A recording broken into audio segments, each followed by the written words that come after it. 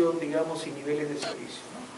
En este cuadro se contrasta lo que son los contratos tradicionales de obra contra lo que son los contratos de gestión y conservación vial, que justamente están basados dentro de todo lo que es el Plan Perú, ¿no?, para lo que es el campo de transporte, y que de alguna manera se basa justamente en la acreditación o la certificación de los niveles de servicio, ¿no?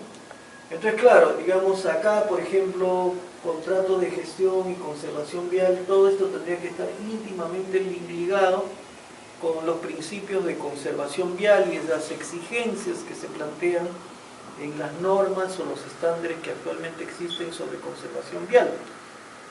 Eso creo que lo mencionamos o lo comentamos en un curso anterior, pero acá se habló de, por ejemplo, construcción y mantenimiento de carreteras. Y a la hora de hablar de construcción y mantenimiento de carreteras, vimos acá este manual, Conservación de Carreteras del MTC,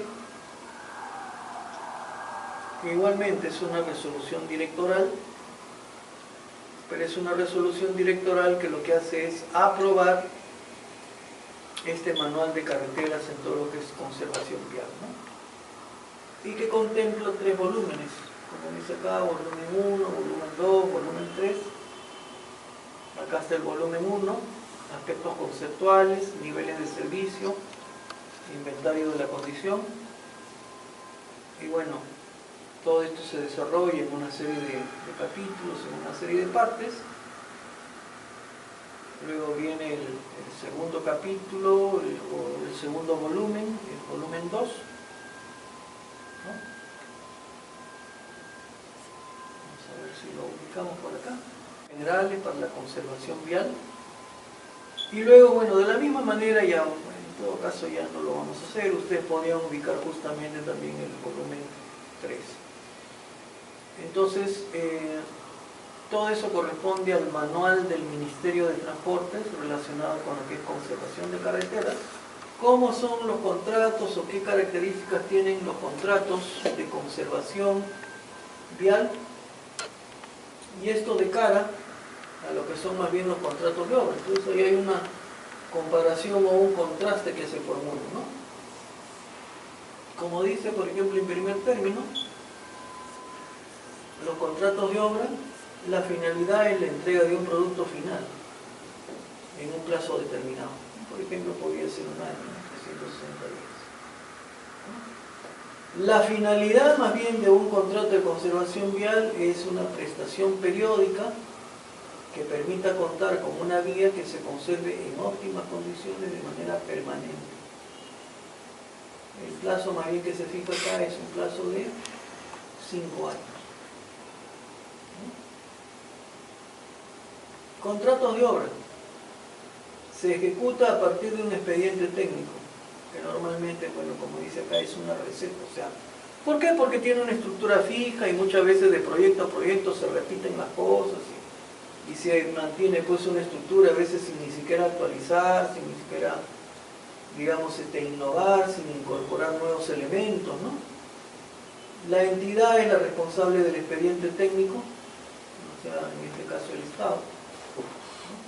Y los contratistas se sujetan al expediente técnico, porque eso es, bajo esos términos es que se establecen pues justamente las responsabilidades contractuales.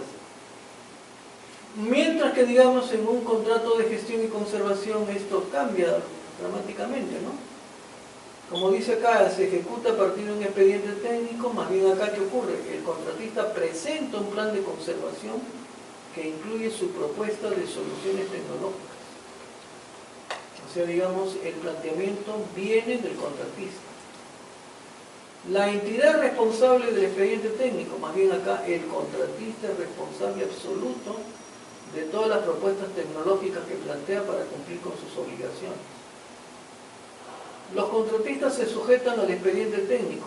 El contratista realiza las diversas actividades cuantas veces sean necesarias a fin de cumplir con los resultados o también denominados niveles de servicio. Si de repente mi propuesta técnica no es buena y no logro los resultados, será mi responsabilidad Y yo tendré que asumir todo lo necesario, ¿para qué? Para lograr cumplir con los niveles de servicio comprometidos. Entonces, si ustedes ven, digamos, acá, gran parte de la responsabilidad recae en la entidad, porque al final de cuentas todo gira alrededor del expediente técnico, y yo como contratista simplemente me ajusto a él. Entonces, la responsabilidad de ese expediente técnico recae pues en la entidad contratante, mientras que acá más bien se supone que el contratista es el que asume las mayores responsabilidades. En esta modalidad más bien el contratista asume las mayores responsabilidades, ¿no? ¿Qué sucede en los contratos de obra? El contratista puede solicitar adicionales de obra que pudieron derivarse por imprecisiones del expediente técnico. La institución contratante asume el riesgo por dichas imprecisiones o errores, claro, pues porque el responsable de la entidad, entonces digamos, nada, tiene que el caballero nomás aceptar, digamos, las imprecisiones que pueda haber y reconocer pagos por eso. Estos adicionales pueden representar el 25% del contrato y llegar hasta el 50% del contrato. Lo cual, ¿qué cosa trae consigo? Trae un cierto nivel de incertidumbre en cuanto a lo que realmente un proyecto pueda costar. O sea, como se ha señalado, un proyecto que originalmente está previsto para costar 100, podría terminar costando 150. Y la entidad tiene que pagar, ¿no? ¿Qué cosa es lo que sucede más bien en este caso?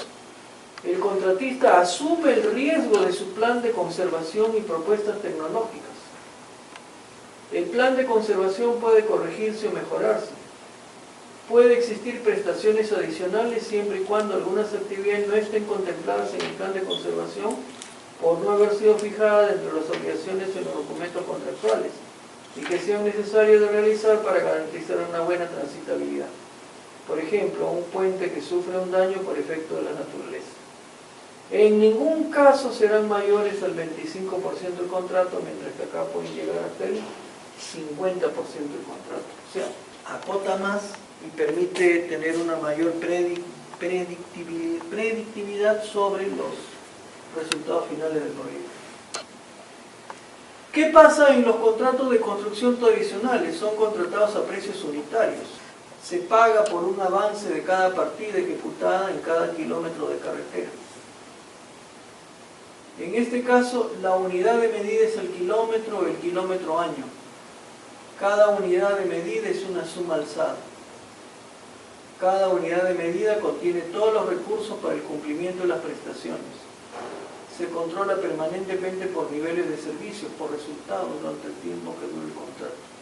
Entonces, ¿esto qué significa? Desde el momento que estamos hablando acá de suma alzada, trabajo con esos montos. Mientras que acá, al trabajarse a precios unitarios, como dice, se paga efectivamente por el avance que yo tenga y que puede de alguna manera apartarse de los supuestos originales. ¿Qué sucede acá? En época de lluvia se paralizan los trabajos. Cumplen con una jornada laboral, pero con horarios establecidos generalmente de lunes a sábado. En época de lluvias tienen que trabajar más intensamente, siendo la labor permanente durante 24 horas del día y los 365 días del año, ¿no? El contratista entrega la obra y se retira. Acá más bien el contratista es responsable de la conservación de los trabajos ejecutados durante el tiempo que dure el contrato. Y eso puede ser entre 3 y 5 años. Si hablamos del responsable del contrato de obra, el responsable de obras, ¿no?, es el residente que interpreta el expediente técnico y ejecuta solamente lo establecido en dicho documento técnico. Provías Nacional ordena los trabajos adicionales para solucionar los problemas.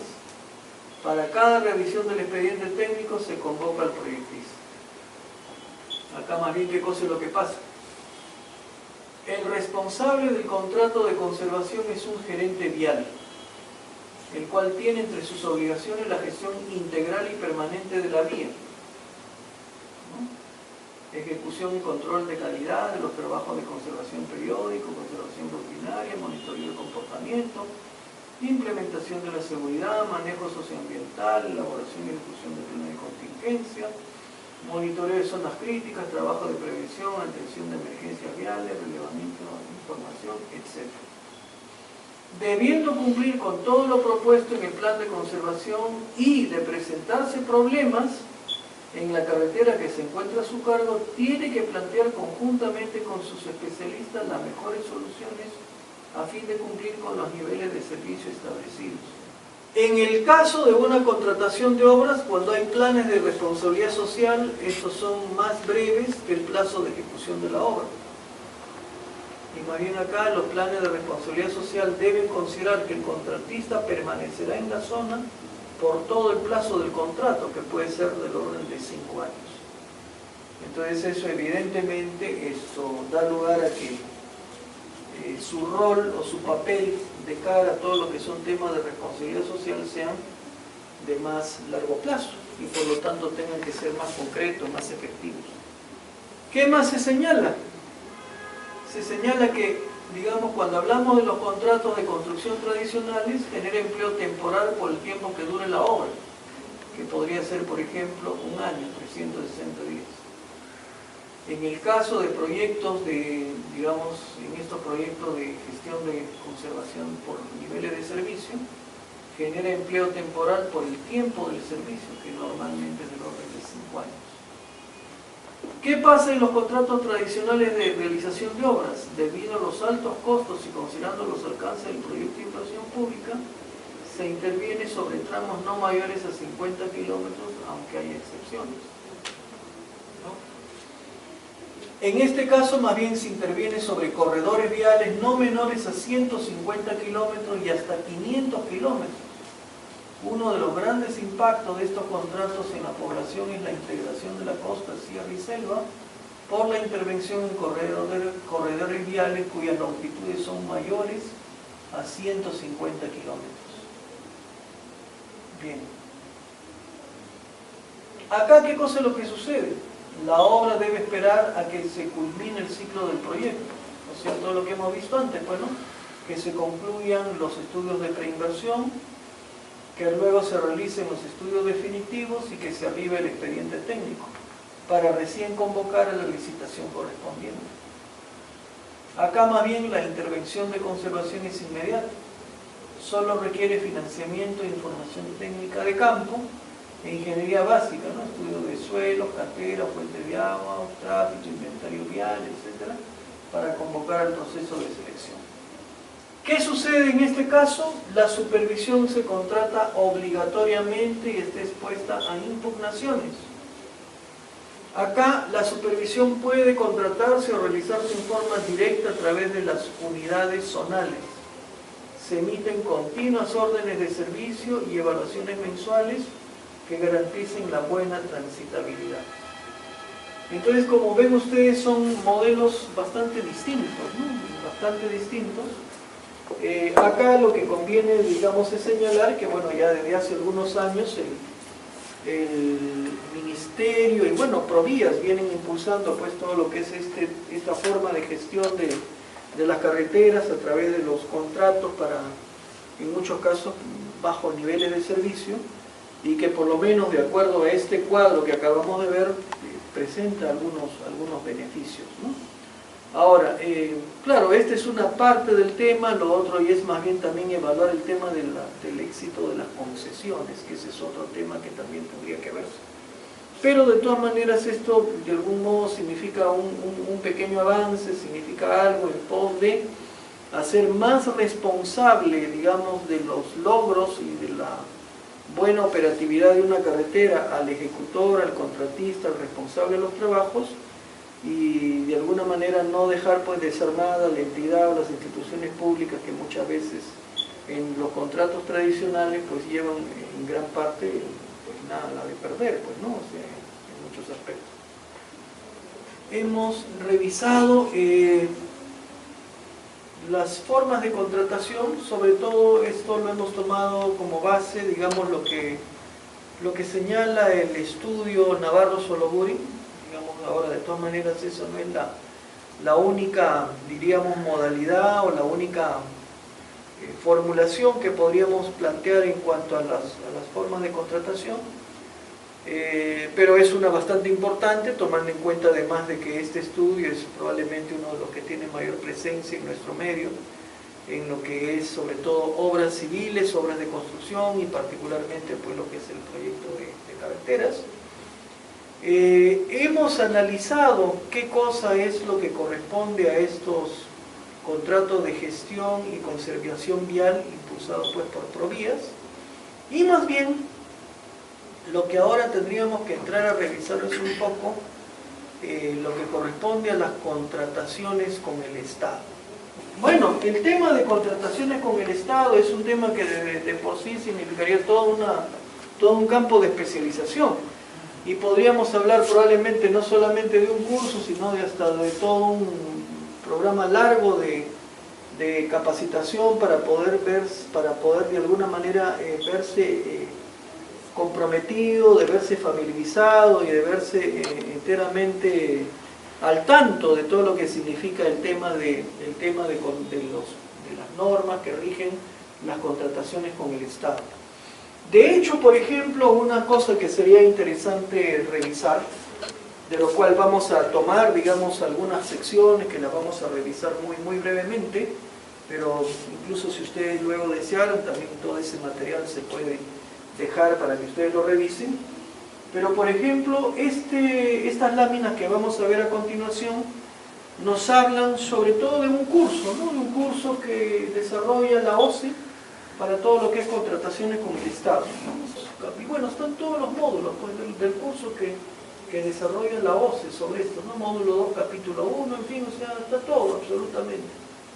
Y digamos acá tienen ustedes la estructura de este curso, ¿no? ¿Qué dice acá? Ahí lo tienen. Curso virtual, más taller presencial, gestión estratégica de compras públicas, que en realidad no es solamente compras, sino en general contrataciones con el Estado, contrataciones de servicios, etc., ¿no? ¿Qué cosa es lo que dice acá? Objetivo, comprender y aplicar la normativa de contrataciones del Estado en las 3 fases de contratación a través de casos prácticos reales. Proporcionar a los participantes una visión completa del panorama de contrataciones estatales, sus normas y competencias. ¿Dirigido a quiénes? Dirigido a funcionarios del sector público, y seleccionamos, como dice, aquellos funcionarios que son presentados por su entidad a fin de que éstas avalen su participación y se comprometan a aprovechar los conocimientos que adquieran en este programa. No, pero sobre todo, como dice, lo principal es el objetivo, ¿no? Comprender y aplicar la normativa de contrataciones del Estado. Y bueno, acá más bien lo que podemos es, bueno, ahí está, es lo mismo que aparece más bien acá en estas láminas. Acá de repente ya lo vemos en estas láminas, un poquito más amplio, ¿no? Por ejemplo, módulo 1, aspectos generales de las contrataciones públicas.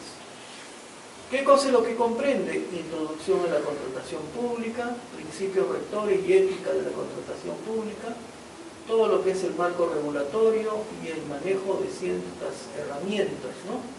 Y todo esto tiene que ver con el SEACE, con el Registro Nacional de Proveedores, con la catalogación, ¿de acuerdo? El módulo 2, que nos habla de las fases de programación y actos preparatorios, habla de los instrumentos de gestión de las contrataciones, el expediente de contratación, el área usuaria, la formulación y aprobación de bases. El módulo 3, proceso de selección y excepciones. El procedimiento clásico, las modalidades de selección, las excepciones, exoneración del proceso de selección, la solución de controversias durante el proceso de selección. El capítulo o el módulo 4, ¿no? La ejecución contractual y el procedimiento sancionador, cuál es el procedimiento para el perfeccionamiento del contrato, la garantía de la ejecución contractual y las penalidades, las modificaciones del contrato, la fórmula de conclusión de un contrato, la solución de controversias en la etapa más bien ya contractual. En el módulo 5 se desarrollan las responsabilidades en la contratación pública, responsabilidades de los operadores, sanciones a proveedores y árbitros, y más bien en el módulo 6 se habla de las fases de programación, de los procesos de selección y la ejecución contractual, en todo lo que está relacionado con el SEACE. Entonces, acá, por ejemplo, vamos a tratar de ver el módulo 3, capítulo 1, que en realidad, si ustedes desean, pueden revisar en realidad todo el material, no solamente el módulo 3, capítulo 1, sino en general, pues, los diferentes módulos, ¿no? Entonces acá, por ejemplo, capítulo 1 del módulo 3, proceso de selección, procedimiento clásico, como ven, es un documento de más o menos 42 páginas, solamente ese capítulo, ¿no? Y entonces acá, bueno, no vamos a revisar todo, pero más que nada lo que, por ejemplo, es interesante tener conocimiento de todo esto, ¿no? ¿Cuáles son los tipos de procesos de selección? ¿No? Y los tipos de procesos de selección, ¿de qué nos hablan? Normativa de contratación pública ha previsto los siguientes procesos de selección. Licitación pública, ¿no? Porque ¿cuáles son esos tipos? No sé si, ¿cuáles son los tipos de contratación? ¿Cuáles son los tipos? Tenemos pues todo lo que es lo que pasa es que ahí dice, hay un modelo que me parece que ese es anterior, ¿no? Porque con la nueva ley ya no hay aplicación de menor cuantía. Y debe ser ya con la... Por ejemplo, acá lo tenemos, ¿no? Licitación pública, concurso público, adjudicación directa, sí. adjudicación de menor cuantía, ¿no? Licitación pública se convoca para la contratación de bienes y obras según los márgenes establecidos en las normas presupuestarias. Concurso público se convoca para la contratación de servicios según los parámetros establecidos. Adjudicación directa se convoca para la contratación según los márgenes establecidos en las normas, puede ser público selectivo. Adjudicación de menor cuantía igualmente. Ahora, digamos, acá lo que se señala justamente es un cuadro en el cual se establecen los límites, ¿no? Entre lo que se puede manejar tanto para bienes, adquisición de bienes, para provisión de servicios, o para, digamos, mejor, no provisión, sino suministro pues, de servicios, ¿no? Y para desarrollo de obras. Licitación pública, concurso público, adjudicación directa, público selectiva y adjudicación de menor cuantía, ¿no? Entonces acá incluso están los montos referenciales que tienen que trabajarse en cada uno de los casos, ¿no? Esto de acuerdo a la ley del presupuesto del año 2011. Me dice que esto se ha modificado recientemente. A partir del 19 de enero. ¿De este año? Sí, de este año, 2016. Ya, entonces bueno, ahí habría que hacer alguna modificación, si es que hay una modificación reciente, ¿no? Pero digamos esto, pero bueno, al margen de esa actualización que sería importante considerar, pero más que nada, digamos, la presentación de esto, básicamente para que se entienda que en realidad todo lo que está referido a contrataciones con el Estado está debidamente documentado, ¿no? Y entonces una cuestión muy importante sería familiarizarse con las normas, con los procesos, con en fin, las diferentes regulaciones o reglamentaciones o clasificaciones que existen para poder, digamos, ver dentro de qué categoría podemos nosotros encontrarnos y cuáles son los requerimientos establecidos. De todas maneras, eso no le quita que esta sea una información válida en gran parte y que, digamos, si ustedes tienen a bien y tienen interés en familiarizarse un poco más con todos estos temas, pues nada, podrían revisar todos estos módulos que tienen que ver con los las diferentes secciones o los diferentes aspectos que considera la OCE y que incluso lo desarrolla pues a través de este curso de contrataciones con el Estado, ¿no? Que acá están justamente los diferentes módulos, ¿no? Lo que hemos visto, ¿no? Módulo 1, aspectos generales de las contrataciones públicas. Módulo 2, fase de programación y actos preparatorios. Módulo 3, proceso de selección. Módulo 5, responsabilidades en la contratación pública. Y módulo 6, el SEACE. Para cada uno de estos módulos, como pueden ver ustedes, hay una serie de capítulos. Y una cosa que se ha podido apreciar es que, digamos, en lo que hemos mostrado hace un instante acá, justamente ahí tienen ustedes los materiales de cada uno de esos capítulos, ¿no? Esto yo no sé si sería de interés de ustedes tenerlo, en fin, ya no lo sé. pero digamos puede ser un parámetro o una referencia importante, sobre todo para manejar solventemente todo lo que tiene que ver con contrataciones con el Estado. Bien, entonces esto es también un tema que se quería mencionar, ¿no? Todo lo que es relacionado con las contrataciones con el Estado, que acabamos de revisar. Y más bien ahora vamos a hablar de los llamados contratos FIDIC, ¿no? Los llamados contratos FIDIC. Entonces acá, por ejemplo, también sería interesante, antes de revisar esto, que de algún modo están vinculadas con este tema, o sea, Federación Internacional de Ingenieros Consultores, ¿no? Eso es a lo que se refiere FIDIC, ¿no? Como dice la voz global de los ingenieros consultores. Entonces esto, bueno, about FIDIC. FIDIC members, annual report, federation, FIDIC policies.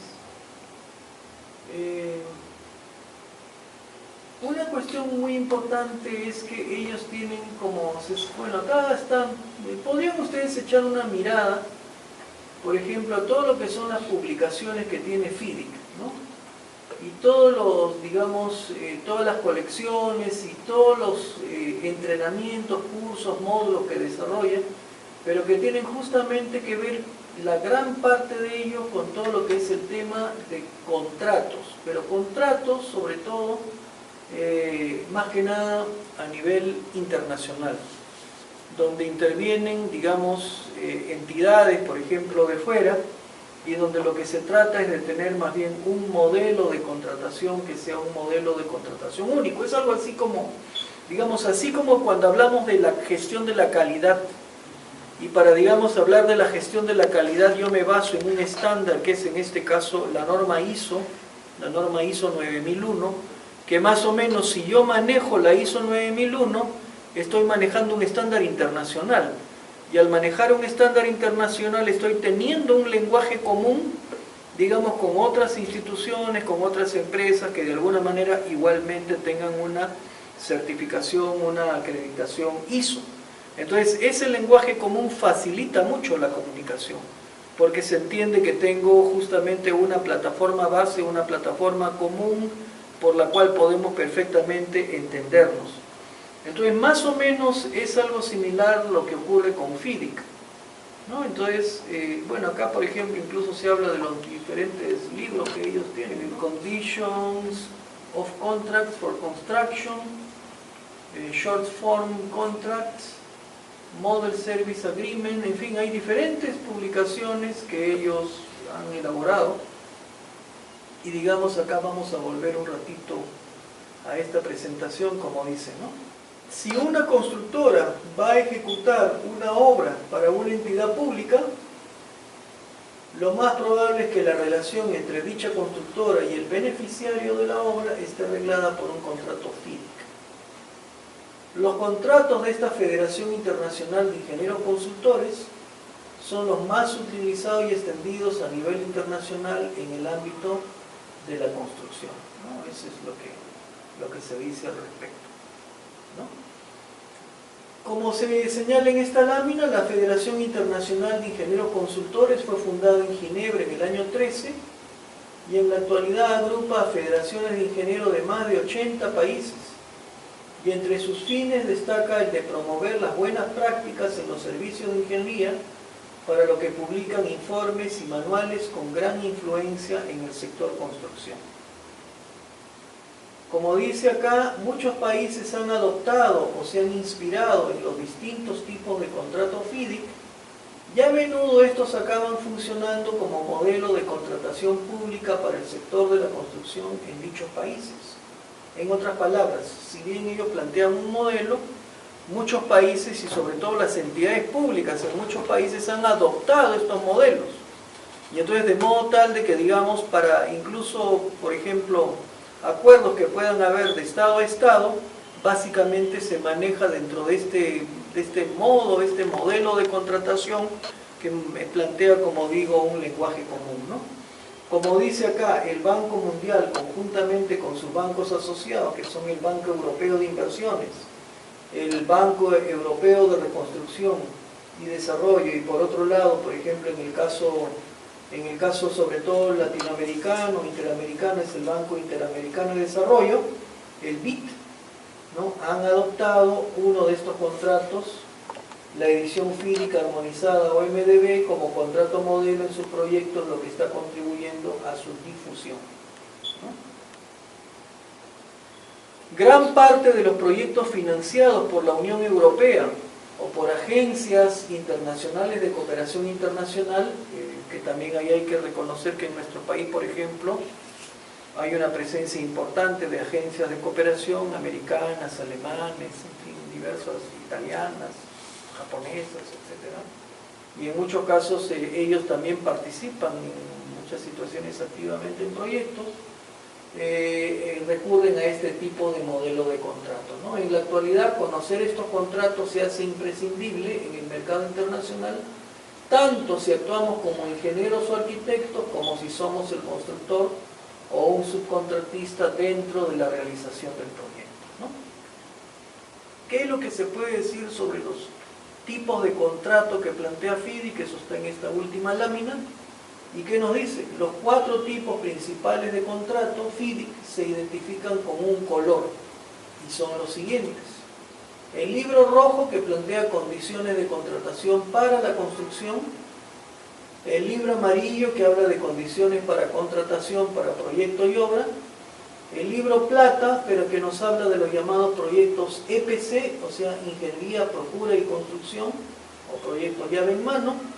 Y el libro verde, que es el llamado modelo simple de contratación, ¿no? Para quien quisiera más información sobre estos contratos FIDIC, pues tendrían que revisar la página web. Vamos a ver qué cosa es lo que nos dice nuevamente este estudio del cual hemos hablado. Y acá está, ¿no? ¿Qué nos dice? NPG Abogados ha estado involucrado en distintos tipos de proyectos en el Perú y en el extranjero, que involucraron la construcción de represas, plantas de tratamiento. Esto creo que lo vimos en la mañana, ¿no? Entre otros. De esta manera, nuestros abogados han adquirido experiencia y conocimientos específicos en la estructuración y elaboración de contratos estándar usados a nivel internacional, tales como los modelos de la FIDIC. NPG Abogados tiene experiencia y asesora constantemente a sus clientes en el análisis y estudio de los siguientes contratos modelo. ¿Cuáles son esos? Bueno, acá incluso se habla de uno más, el libro blanco. Tenemos el libro rojo, condiciones de contratación para la construcción, contrato para trabajo de ingeniería, edificación, proyectos proyectados por el cliente. ¿Qué es lo que corresponde en el caso de carreteras, ¿no? Porque normalmente existe el expediente técnico, y con ese expediente técnico se va, digamos, a contratar y a los trabajos correspondientes a la ejecución del proyecto. El libro amarillo, condiciones de contratación para proyecto y obra, para instalaciones mecánicas, eléctricas y trabajo de ingeniería y edificación proyectado por el contratista. El libro plata, que más bien para proyectos llave en mano, esto es lo que comentamos antes, proyectos por ejemplo EPC, ingeniería, procura, construcción, o sea, me encargo de toda la fase del proyecto. Entonces este es contrato para la modalidad turnkey, o sea, llave en mano. Libro verde, modelo simple de contratación para obras de poco importe o trabajos sencillos y repetitivos. Y el libro blanco, modelo de contrato de servicio, contrato para la prestación de servicios de ingeniería y consultoría. Asimismo, NPG Abogados, a través de su socio fundador Jaime Grey, capacita constantemente en el uso de contratos FIDIC en cursos oficiales organizados por la Asociación Peruana de Consultoría, en colaboración con FIDIC y LAMBAL Formación. Acá, por ejemplo, también sería interesante ver qué cosa es LAMBAL, ¿no? Acá, como dice, ¿no? Esto está al final, ¿no? LAMBAL Formación es actualmente la única empresa acreditada por FIDIC para impartir cursos oficiales en español, en lo que tiene que ver justamente con lo que son los contratos FIDIC, ¿no? Y como dice acá, FIDIC es la Federación Internacional de Ingenieros Consultores, fundada en el año 13, agrupa federaciones de ingenieros de más de 80 países, promueve las buenas prácticas, como ya le dijimos, Sus contratos se han convertido en modelo estándar, es lo que ya comentamos. A partir del año 99 surge una nueva generación de contratos FIDI que recogen las exigencias y necesidades, representan un vehículo seguro para desarrollar inversiones internacionales, en especial en proyectos EPC y en proyectos contratados bajo la fórmula de diseño y construcción. Diversos países han adoptado estos contratos como el modelo de contratación pública, se han basado en conceptos de FIDIC para crear su propio modelo.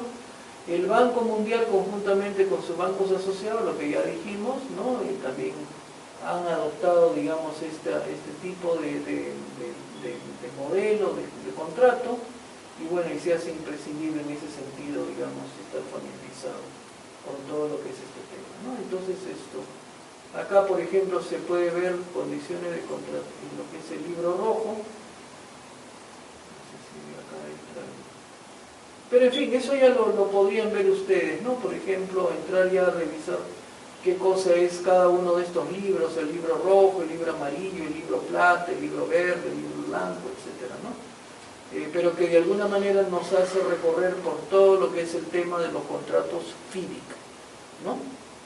Habían dos temas que revisar, dos documentos importantes, que bueno, esto no está dentro del material, pero que ustedes los pueden encontrar en internet, ¿no? Por ejemplo, acá dice documentos estándar de licitación y contratos, contratación de obras y guías de usuario, y esto corresponde al Banco Mundial, ¿no? Documentos estándar de licitación, contratación de obras y guías de usuario, de acuerdo a lo que señala el Banco Mundial. Este es mayo 2006, y como dice acá, incluso actualizado, ¿no? Con revisiones de marzo 2007, abril 2007, mayo 2010 y agosto 2010, o sea, en realidad se encuentra bastante actualizado, porque como ven, es algo que no tiene una antigüedad mayor de 6 años, ¿no?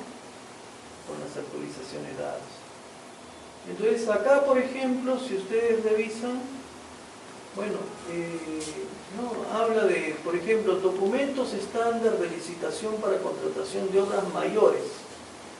Y acá tiene pues todo un resumen, ¿no? Parte 1, los procedimientos de licitación, y ahí está desdoblado, todos los datos, los criterios de evaluación y planificación. Parte 2, los requisitos de las obras. Parte 3, condiciones contractuales y formularios de contratos, ¿no? Entonces, cuando ustedes entraran, por ejemplo, a todo este tema de la parte contractual, se encontrarían con que en gran medida lo que ahí se plantea tiene una cercanía muy grande con todo lo que es, digamos, los contratos FIDIC. O sea, parte 1, procedimiento de licitación, instrucciones, datos, criterios, formularios, países elegibles. Parte 2, requisitos de las obras. Parte 3, condiciones generales, especiales, condiciones contractuales y formularios de contrato. ¿No? Entonces, es un documento que, como ven, es un documento bastante amplio.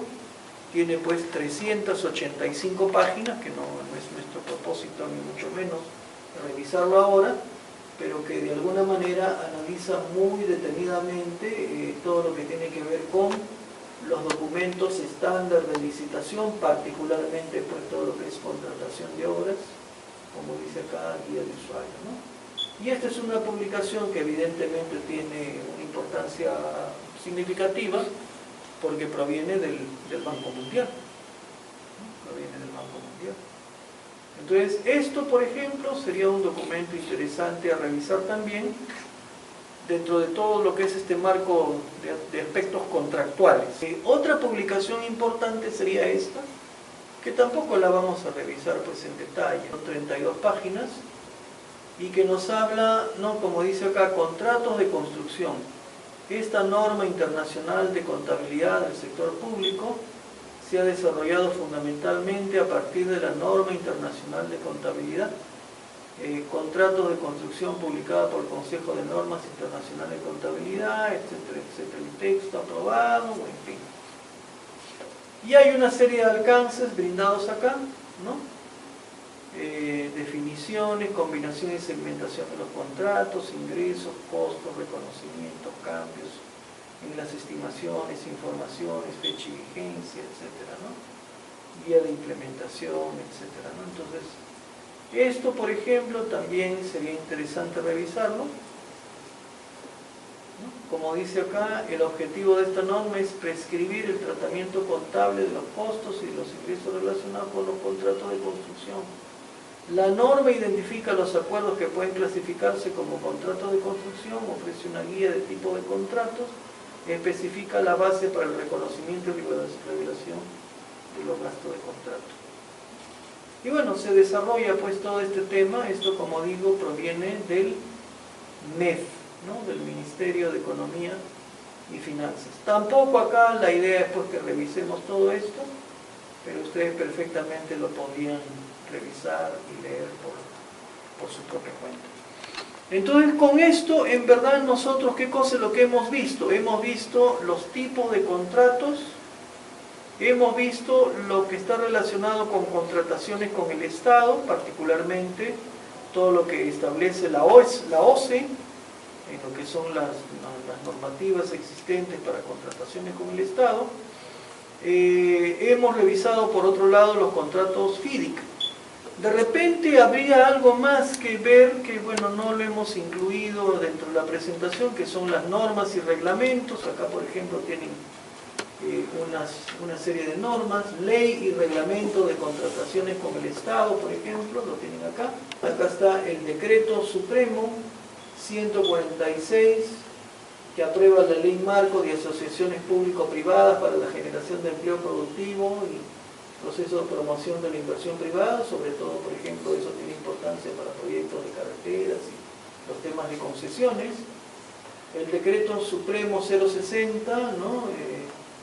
Bueno, ¿qué cosa es lo que dice acá? Decreta, aprueba el reglamento, el texto único ordenado de las normas con rango de ley que regulan la entrega de concesión al sector privado de las obras públicas de infraestructura, particularmente esto tendría importancia por el caso de carreteras. Entonces también esto, digamos, es un documento importante porque marca, digamos, esto, o plantea todo el marco legal existente. Lo último que vamos a tratar de mencionar brevemente sería el tema de concesiones de infraestructura vial. En realidad esta es una presentación que no la he desarrollado yo, sino que, como lo pueden ver acá, concesiones de infraestructura vial, una publicación del doctor Pedro Montoya Hernández, de la Dirección General de Concesiones en Transportes, y que de alguna manera señala esto, ¿no? Primero, algunos aspectos generales vinculados con las concesiones, cuál es la problemática y los beneficios de las concesiones viales, cuáles son las concesiones viales actualmente en el Perú. Incluso antes de entrar a revisar esto en detalle, de repente también esto, acá creo que no sé si lo tenemos en publicaciones varias. Por ejemplo, acá hay varias publicaciones vinculadas con concesiones. Hay una publicación sobre la red vial, acá está mal escrito, ¿no? Porque debería decir concesionada, escrito pues como está acá, está mal escrito esto. Red vial concesionada, esto debería de escribirse así. Concesionada. ¿No? Factores críticos de éxito de las concesiones viales. Esta es una publicación muy interesante de ESAM. Entonces, para alguien que quisiera un poco meterse más en el tema y analizar más profundamente todo este tema, acá tiene una publicación muy interesante que leer. Acá también hay una evaluación, porque dice informe de desempeño de las concesiones de carreteras de la iniciativa para la integración de la infraestructura regional, o sea, todo lo que es IRSA. Y esta es una publicación más bien de OCITRAN, que también es interesante leerlo, ¿no? El órgano supervisor de las inversiones en transporte, ¿no? Infraestructura en transporte. Esta publicación también podrían revisarla.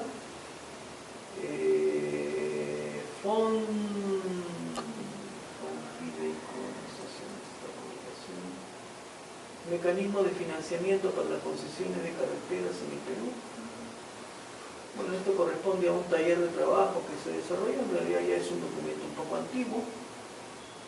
Esta es una publicación, bueno, está un poco desactualizado, ¿no? Porque está hasta el año 2009, y en realidad habría que ver qué cosa es lo que tenemos hasta la fecha. Concesiones de infraestructura vial, bueno, este es el documento que vamos a justamente a revisar, ¿no? Entonces acá tienen ustedes, digamos, una serie de documentos sobre el tema de concesiones. Lo que decíamos, nosotros íbamos a echarle una mirada a esta presentación, que como digo, el autor es Pedro Montoya Hernández, aspectos generales de las concesiones,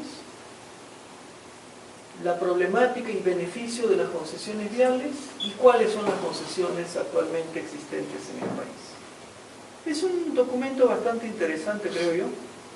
Bueno, primero habla de más o menos cómo está el tema de concesiones, dónde se inserta dentro de lo que es la estructura o la estructura jerárquica, ¿no?, de todo lo que es el Ministerio de Transportes. Ahí lo tienen, Dirección General de Concesiones en Transportes.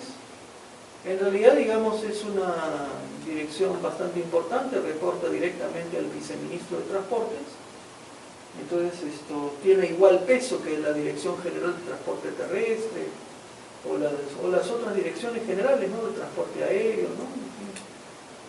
Tiene igual peso que Provías Nacional, ¿no? O sea, está más o menos al mismo nivel la Dirección General de Concesiones en Transportes. Bien, acá se habla, esto no lo vamos a revisar, pues habla pues de todos los decretos supremos, las relaciones de coordinación, en fin, eso lo podemos pasar. Lo que sí podría, digamos, señalarse, la modalidad de inversión en infraestructura en transporte y servicios públicos por inversión privada, asociaciones público-privadas, ¿no?, y lo que es el Sistema Nacional de Inversión Pública, vale decir el SNI. Y digamos cuál es el marco legal, ¿no?, que sustenta a todas las asociaciones público-privadas. Acá tienen los decretos supremos, los decretos legislativos, estos son como dice, esto de acá viene a ser, digamos, el decreto en el cual, digamos, sale la norma, y acá el reglamento, igualmente la norma y su reglamento. Asociaciones público-privadas, ¿no?, para concesiones, ¿qué es? Como dice, es una modalidad de participación de la inversión privada que se plasma en una relación jurídica de derecho público, un contrato de concesión. ¿Cuál es el propósito? Incorporar experiencia, conocimientos, equipos, tecnología y recursos en el sector privado. Y el objetivo, crear, desarrollar, mejorar, operar o mantener infraestructura pública o proveer servicios públicos.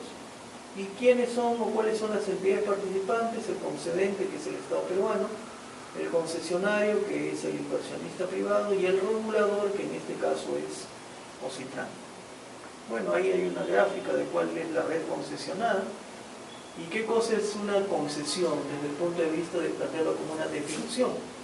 Como dice, es el acto administrativo mediante el cual el Estado otorga a personas jurídicas nacionales o extranjeras la ejecución y explotación de determinadas obras públicas y de infraestructura o la prestación de determinados servicios por un plazo establecido.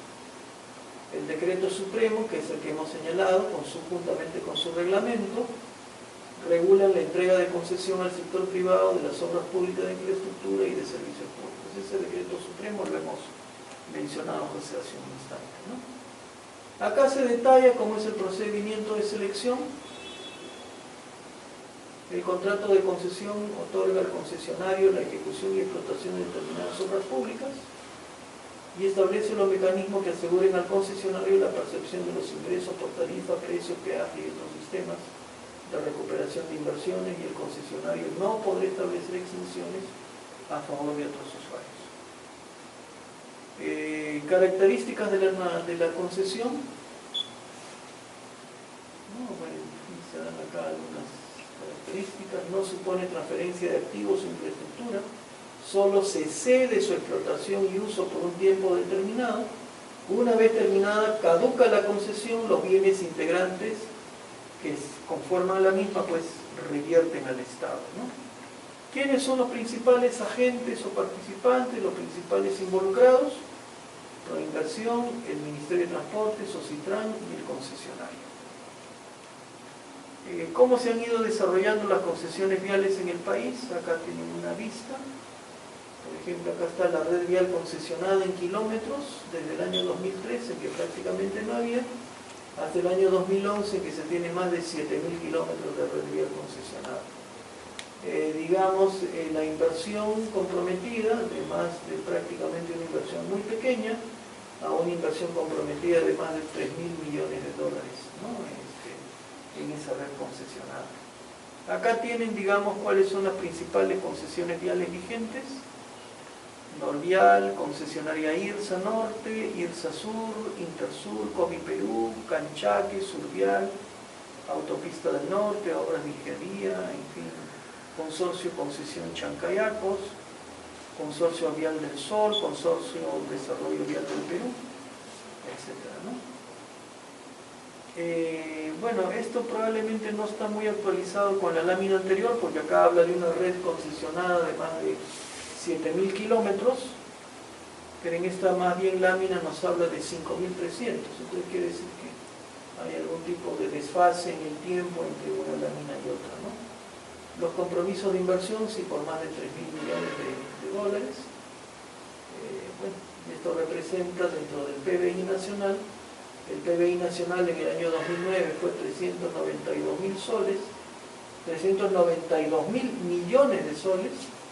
Esto representa más o menos el 2.4% del PBI nacional, lo cual no es poco, ¿no? Es una inversión más o menos importante, ¿no?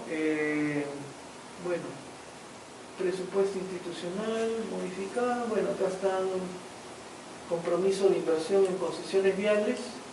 Si lo vemos con muchos otros rubros, por ejemplo, incluso si hablamos digamos, de todo lo que es el presupuesto por cada uno de los sectores, en transportes y comunicaciones, que es el que está en segundo lugar, luego de economía y finanzas, digamos, se habla de más de 7.000 millones de nuevos soles, y como dice, el compromiso de inversión en concesiones viales, de alguna manera, supera ese monto. Claro que esta cifra también nuevamente sería cuestionable, ¿no? Porque, no cuestionable, pero por lo menos habría que preguntarnos cuál es el grado de actualización, ¿no? Porque, ¿qué sucede? Si revisamos nosotros, digamos, la lámina anterior, acá por ejemplo se habla de un compromiso de inversión de 3.000, bueno, pero sí en soles son 9.500 millones de soles, y 9.500 millones de soles efectivamente se sitúa en la barra que está ahí indicada, ¿no? Entonces no estaría fuera de lugar lo que ahí se señala, que en realidad representa un monto más o menos importante. Si ustedes ven, es, digamos, un monto que supera lo que es el presupuesto de, digamos, diversos sectores, digamos, dentro del presupuesto del Estado, pues, ¿no? Algo que es muy importante ver es también cómo estamos en el índice de calidad de la infraestructura nacional, que esto, bueno, esta sí es una información bastante desactualizada porque corresponde al reporte de competitividad del año 2010-2011, en realidad ya en la actualidad se tiene el reporte de competitividad correspondiente al año 2015-2016, o sea, esto tiene un desfase de más o menos 5 años. Pero, de todas maneras, es interesante ver que nuestro país se encuentra un poco a la saga, y sigue a la saga en la actualidad, en lo que es calidad de la infraestructura, por lo cual iniciativas como esta resultan bastante saludables. ¿Por qué? Porque si estamos hablando de una inversión comprometida de más o menos 9.000 millones de dólares, se entiende que eso debe traducirse en una mejora de la calidad de la infraestructura nacional. Sin embargo, por ejemplo, acá se habla de una serie de problemáticas y beneficios de las concesiones viales. Primero, problemáticas, ¿no? Por ejemplo, ¿qué problemáticas? En materia de expropiaciones y liberaciones de predios. Las adquisiciones de los predios incrementan el costo de las concesiones. Los procesos de expropiación son largos, creando conflictos entre la población y el Estado. La población afectada no acepta el valor tasado, exigiendo mayor compensación por lucro cesante. Y el proceso de compra de terrenos es utilizado por los pobladores como un medio para obtener beneficios colaterales por parte del Estado. Por ejemplo, qué sé yo, un metro cuadrado de terreno lo quieren valorizar pues a $2.000, por ejemplo, ¿no? Cosas por el estilo, ¿no? Entonces, y acá lo tienen, ¿no? Problemática en la implementación de concesiones viales. Manejo de conflictos sociales, otro problema. Las poblaciones y comunidades ven en las vías un medio para mostrar su descontento, con fines políticos incluso, con la toma de carreteras. Las poblaciones ubicadas en cercanías de carretera buscan mantener costumbres de uso de vías rurales, cuando lo que tienen son nuevas vías rápidas. Entonces, ¿para qué? Utilizan, utilizan vehículos menores en las vías, las utilizan para tránsito de personas y animales, tienen total desconocimiento de las reglas de tránsito y en algunos casos, bueno, ya para otros usuarios, más bien el tema de exceso de velocidad con los riesgos que ello conllevan, ¿no? Las concesionarias se excusan detrás de conflictos sociales para posponer el inicio de las obras, ¿no? Eso creo que también es algo que efectivamente ocurre. Y los proyectos de ingeniería de detalle aprobados no contemplan soluciones técnicas a los requerimientos de las poblaciones afectadas, como pueden ser pasos peatonales, pasos para vehículos menores, en fin, otras soluciones que de alguna manera resuelvan sobre todo la parte social, ¿no? La parte social que está involucrada. Problemas de implementación por interferencias, por ejemplo, existencia de canales de regadío, existencia de líneas de transmisión adyacentes justamente a una carretera, interferencias también por otras cosas, ¿no? Presencia de fibra óptica, mineroducto, en fin, ¿no? Que de alguna manera interfiere con las obras que se vayan a desarrollar. Por otra parte, digamos, todo lo que tiene que ver con la parte, diríamos, de tramitología, ¿no? Por ejemplo, como dice acá, ¿no? Si vamos a hablar de estudios, declaración de impacto ambiental, el día, ¿no? Más o menos, ¿cuánto toma? 30 días. Evaluación del documento ambiental, ¿no? Evaluación del impacto ambiental semidetallado. ¿Cuánto puede tomar un impacto ambiental semidetallado? 90 días. Digamos, tener un estudio de impacto ambiental detallado y su aprobación, su resolución de respectiva, ¿cuánto puede tomar? 120 días. O sea, estamos hablando acá de 30, 90, 120, 240 días, o sea, prácticamente en la práctica muy cerca de 240 días útiles. Estamos hablando de una cantidad casi cercana a un año perdido simplemente por cuestión de tramitología en temas ambientales, ¿no? Todo lo que tiene que ver con, por ejemplo, el tema de certificado de inexistencia de restos arqueológicos, CIRA, que también involucra una serie de cuestiones a tomar en cuenta y que muchas veces significa una carga de tiempo enorme, ¿no? Bueno, y como dice acá, ¿no? Las investigaciones arqueológicas comprenden 3 modalidades: proyectos de investigación arqueológica, proyectos de evaluación arqueológica, proyectos de emergencia. Entonces, al final de cuentas, todo lo que tiene que ver con presentación de cuestiones vinculadas con temas arqueológicos puede ser una barrera muy importante. Y después otro tema que también se destaca acá, por ejemplo, todo lo que tiene que ver con los impactos ambientales durante la construcción, ¿no? Y que de alguna manera son aspectos que tienen que ser tomados en cuenta y que ustedes ven no son pocos, son un montón en el tema ambiental y que evidentemente crean una dificultad también en la ejecución de los proyectos, ¿no? A eso se aúna también protestas vecinales, mantenimiento de costumbres rurales, pueden ver ahí. Protestas vecinales durante la construcción, problemas ambientales. Bueno, sin embargo, bueno, claro, las concesiones traen algunos beneficios, como son los que acá se señalan. Hay una serie de beneficios que son derivados de las concesiones. Acá incluso otros beneficios más. ¿De acuerdo? Entonces, bueno, ¿qué cosa es lo que se logra con las concesiones? Mejorar la integración, la inclusión social, los puestos de trabajo, la productividad, etcétera, etcétera. Se reducen los costos de transporte, los tiempos de desplazamiento y el aislamiento de los pueblos andinos y selváticos. Sin embargo, digamos, es un tema en el cual hay todavía pues mucho por hacer, ¿no? Concesiones viales, bueno, esto ya simplemente lo pasamos muy rápido porque esto lo podrían incluso revisar ustedes. Es simplemente una referencia a todas las concesiones que actualmente existen en el país. Más que nada es un inventario de las concesiones, ¿no? Entonces esta presentación de alguna manera completa, digamos, todo lo que está referido al tema de concesiones. Y básicamente con esto nosotros estaríamos pues completando este recorrido que hemos hecho sobre estos temas contractuales, estos temas de gestión de proyectos y estos temas incluso vinculados con pues, todo lo que es concesiones. Entonces, si hacemos un resumen, de repente muy rápido, muy rápido. En realidad ustedes verán que hay varios rubros que tomar en cuenta, ¿no? Que de alguna manera los hemos mencionado. No quiero decir que los hayamos desarrollado a profundidad, porque además el tiempo no permitiría desarrollar a profundidad todos estos temas, pero de alguna manera hemos visto aspectos ligados a gestión del alcance, hemos revisado todo lo que está asociado a gestión de riesgos, porque igualmente en proyectos de esta naturaleza la gestión de riesgos es esencial para poder avisorar cuáles son aquellos factores que podrían alterar el panorama o lo que yo tenga previsto en la ejecución de un proyecto vial, y evidentemente de alguna manera eso tiene que manejarse dentro del marco contractual.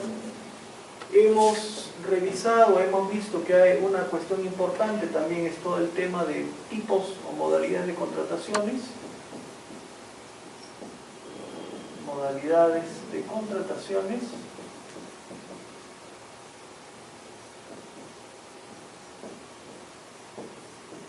Dentro de las cuales probablemente en la actualidad la de precios unitarios es la que más se aplica para el caso de los proyectos viales. Sin embargo, dentro de esto también es importante considerar todo lo que está vinculado con el marco de contrataciones con el Estado. Marco de contrataciones con el Estado.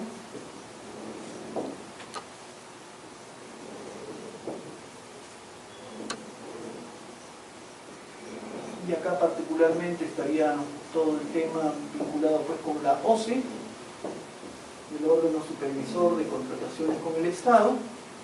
Por otro lado, un tema que es también muy importante conocer, sobre todo para proyectos de gran envergadura y donde hay incluso participación internacional, es lo que está asociado a los contratos FIDIC, que también lo hemos mencionado. Y por último, lo que también es importante por justamente la participación que estamos viendo tiene, digamos, incluso en la parte presupuestal, con una participación de más del 2% del PBI global, es el tema de concesiones, ¿no? Concesiones viales. Concesiones viales. ¿No? Entonces, si ustedes aprecian, digamos, el ámbito es amplio, ¿no? Hay varios temas, varios ámbitos que tratar. Y es un mix en el cual acá, como lo hemos señalado, ¿no? O sea, se mezcla la parte de ingeniería, o la parte técnica, llamemos, con el otro plano que es el plano legal. ¿No? Y entonces estos dos de alguna manera tienen que vincularse, tienen que comunicarse, y eso de alguna manera nos habla de la existencia o del requerimiento de especialistas que pueden transitar en estos dos mundos, ¿no? En el mundo no solamente técnico, de saber cómo diseño un pavimento, cómo diseño una mezcla asfáltica, cómo hago un trabajo de movimiento de tierra, sino que además sea una persona que también tenga cierta competencia en todo lo que es la parte normativa, la parte legal, y este escenario que, como vemos, es un escenario bastante amplio, pues, ¿no? Que cubre una serie de aspectos, ¿no? Entonces, ustedes habrán visto a partir de esto que el tema no es pues un tema simple, ¿no? Incluso acá, por ejemplo, algo que no hemos mencionado, pero que digamos está directamente relacionado con las contrataciones, porque en las contrataciones a precios unitarios, normalmente yo me baso en un expediente técnico, entonces también está acá de por medio todo lo relacionado con un expediente técnico. Entonces verán pues de que todo este es un mundo bien grande, ¿no? O sea, hay muchas cosas que abarcar, muchas cosas que perfeccionar, y es un campo en el cual lastimosamente acá en nuestro país hay muy pocos especialistas realmente formados y capacitados en esto, porque cuando transitamos por las escuelas de ingeniería, normalmente lo que llevamos de repente es un curso de topografía, un curso de caminos, un curso de pavimentos, pero eso no nos hace competentes para enfrentar todos los temas que comprende un proyecto vial. Y un proyecto vial en nuestro medio es hablar de un proyecto importante, un proyecto en el cual para los próximos años se avisora inversiones de más de 30.000 millones de dólares. Entonces eso de alguna manera demanda profesionales pues efectivamente competentes e involucrados en este tema, ¿no? Entonces, bueno, este módulo lo que ha pretendido es un poco recorrer muy brevemente todos estos aspectos, no para profundizar en cada uno de los temas, porque cada uno de esos temas podría ser profundizado y visto con mucho detalle, y nos tomaría todo el tiempo, sino más que nada para ver toda la panorámica de lo que está comprometido, ¿no? Y es un panorama pues bastante amplio, y como ven comprende pues una serie de temas que cada uno de ellos, si lo desarrollamos, es un mundo bastante grande. Entonces nada, creo que con eso terminamos pues la sesión del día, estamos casi las 7 de la noche. Entonces bueno, eso será pues todo por ahora, y hasta una próxima oportunidad. Ok, muchas gracias.